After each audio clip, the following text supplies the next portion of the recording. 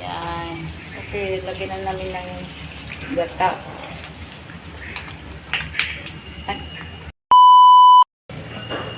So, ang luto ko ngayon, chicken curry. Tapos, yung ginagamit ko ngayon na gata. Ayan. Kukumama.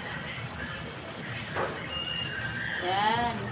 Kukumama. So, mamaya ako na ilagay itong gata. Palambutin ko muna yung patatas. Kasi ang ginagay ko dito, patatas, tapos carrots, bell pepper. So, yun lang kasi lang natin ngayon. At saka, siyempre, pinapalambot ko pa ito. Yan, pang sisig. At saka, pang litson paksyo. Marami tayong ngayon, iluluto. So, ngayon, pwede na natin ilagay itong kukumama. Yan. Okay, lagyan na namin ng gata. Gata. Lagyan namin ng gata. Taste stopper pala yun. Ayan. So, ang 2 kilo pala na manok dito, ang ginamit ko na kukumama, so 2. Ayan. Ayan, nilagyan na namin ng gata. So, ganun lang kasimple mga lodi magluto na.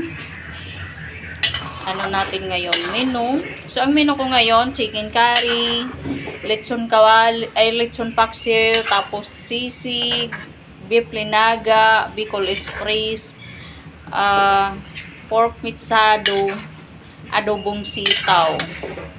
Siyempre, marami tayong So, yung pang-almusal pala, kanina ko pa naluto, itlog at saka hotdog maling tortang talong. So, ngayon, silipat ko na sa lalagyan yung chicken curry. Ayan. Wow, ang sarap.